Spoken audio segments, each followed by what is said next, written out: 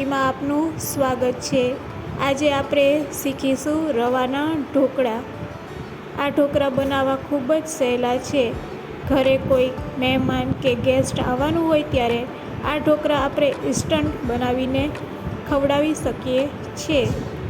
Recipe સારી લાગે તો લાઈક અને શેર કરવાનું ભૂલશો નહીં। અને જો તમે મારી ચેનલ ઉપર નવા હોય તો મારી ચેનલને સબસ્ક્રાઈબ કરી બાજુનું બેલ બટન દબાવવાનું ભૂલશો નહીં, જેથી કરીને તમને મારા નવા વિડીયોનું નોટિફિકેશન મળતું રહે। રવાના ઇન્સ્ટન્ટ ઢોકળા બનાવવા માટે સૌપ્રથમ આપણે 1 વાટકા જેટલો રવો લેશું। તો અહીંયા આપણે વાટકાના માપથી આજે આ ઢોકળા બનાવીશું।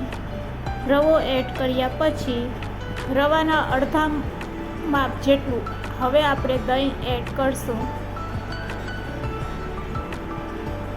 દહીં એડ કર્યા પછી 2 નંગ તીખા લીલા મરચાં સમારીને એડ કરશું। તો અહીંયા આપણે ઝીણા મરચાં સમારી લેશું। સાથે સાથે આપણે અડધી ચમચી જેટલી આદુની પેસ્ટ એડ કરશું। હવે તેમાં આપણે સ્વાદ અનુસાર મીઠું એડ કરશું। મીઠું એડ કર્યા પછી રેડી કરેલા આ બેટરને આપણે સારી રીતે મિક્સ કરી લેશું। બધી વસ્તુ સરસ રીતે મિક્સ થઈ જાય એટલે તેમાં આપણે પાણી એડ કરશું। અહીંયા તમે છાશનો પણ ઉપયોગ કરી શકો છો।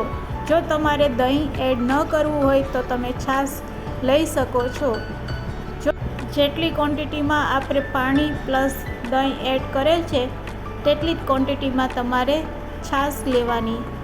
તો અત્યારે આપણે આ બેટરને રેડી કરવા માટે પાણીનો ઉપયોગ કરશું। તો હવે આપણું બેટર સરસ દહીં સાથે મિક્સ થઈ ગયું છે। હવે તેમાં આપણે ધીરે ધીરે થોડું પાણી એડ કરતા ટોટલ 1 ગ્લાસ જેટલું પાણી જોશે આ બેટરને રેડી કરવા માટે। તો આ રીતે આપણે પહેલાં થોડું પાણી નાખશું અને બેટરને હલાવતા જઈશું। આ રીતે થોડું પાણી નાખીને જો તમે બેટરને હલાવતા જશો તો તમારું બેટર છે એ એકદમ સરસ પરફેક્ટ બનીને રેડી થશે। તો અહીંયા આપણે આ બેટરને રેડી કરવા માટે ટોટલ 1 ગ્લાસ પાણીનો ઉપયોગ કરેલ છે।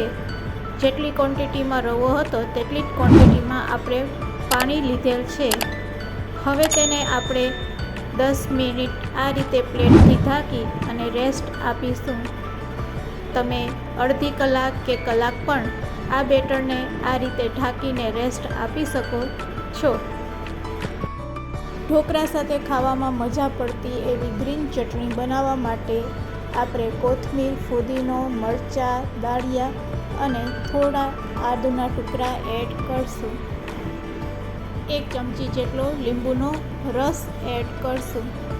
સાથે સાથે સ્વાદ અનુસાર મીઠું એડ કરશું અને અડધી ચમચી જેટલી ખાંડ એડ કરશું। 2 આઈસ ક્યુબ આપણે એડ કરશું અને સાથે સાથે થોડું પાણી એડ કરશું। હવે તેને મિક્સચરમાં ગ્રાઇન્ડ કરી લેશું। અહીંયા આપણી ચટણી બનીને રેડી છે ઢોકળા માટે। હવે આપણે આગળની પ્રોસેસ કરશું। 10 મિનિટ થઈ ગઈ છે। આપણું બેટર સરસ પલળી ગયું છે। બેટરને ખોલ્યા પહેલાં હવે આપણે જે પ્લેટમાં આપણે ઢોકળા બનાવવાના છે તેને આ રીતે તેલથી પહેલાં ગ્રીસ કરી લેશું। તો તમે અહીંયા જોઈ શકો છો હવે આપણું બેટર સરસ તૈયાર છે। તેમાં 2 ટેબલ સ્પૂન જેટલું તેલ એડ કરી દઈશું અને તેને બેટર સાથે સારી રીતે મિક્સ કરી લેશું। આ રીતે તેલને ઉમેરવાથી આપણા ઢોકળા છે એકદમ સોફ્ટ બનશે। સાથે સાથે હવે તેમાં આપણે ઈનો એડ કરશું। સુપર સોફ્ટ સ્પોન્જી ઢોકળા બનાવવા માટે 1 પેકેટ આપણે ઈનો એડ કરશું।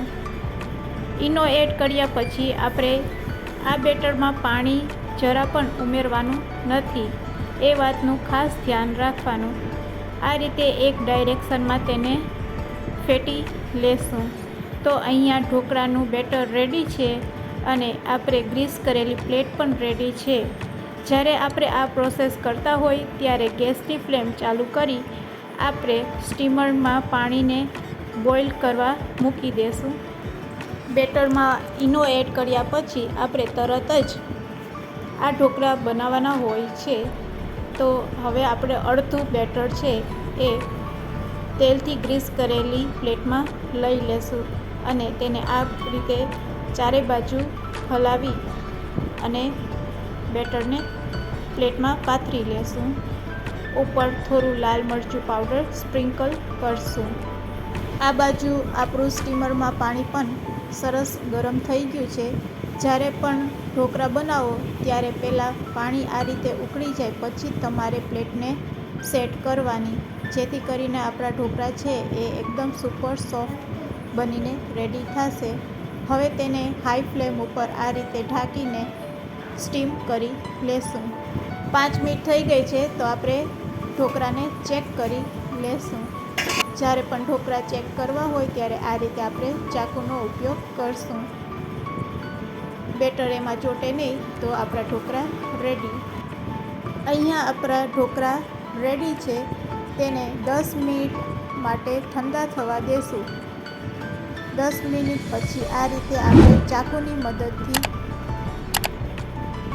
તેને કટ કરી લેશું. આપણે અત્યારે ટ્રાયેંગલ શેપ આપશું. તો આ રીતે આપણે ચાકુની મદદથી તેને કટ કરી લેશું. સરસ ત્રિકોણ શેપમાં આપણા ઢોકળા બનીને રેડી છે.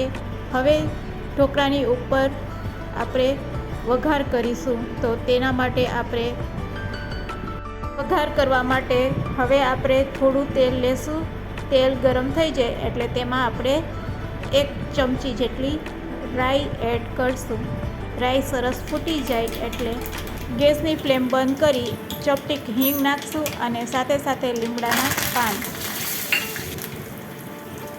વઘાર રેડી છે તેને આપણે ઢોકળા ઉપર આ રીતે સ્પ્રેડ કરી દેશું. સરસ ઢોકળા આપણા બનીને રેડી છે. તેના ઉપર આપણે થોડીક કોથમીર સ્પ્રેડ કરશું. તો રેડી છે આપણા ઢોકળા સર્વ કરવા માટે. તેને આપણે રેડી કરેલી ગ્રીન ચટણી સાથે સર્વ કરશું. રેડી છે આપણા રવાના ઇન્સ્ટન્ટ ઢોકળા સર્વ કરવા માટે. આ ઢોકળા ગરમા ગરમ ખાવાની ખૂબ જ મજા પડે છે. જો ઘરે કોઈ મહેમાન કે ગેસ્ટ આવ્યા હોય તો આ ઢોકળા ઝડપથી બની જાય છે. તો આ રીતે એકવાર જરૂરથી ટ્રાય કરજો. રેસીપી સારી લાગી હોય તો શેર કરવાનું ભૂલશો નહીં.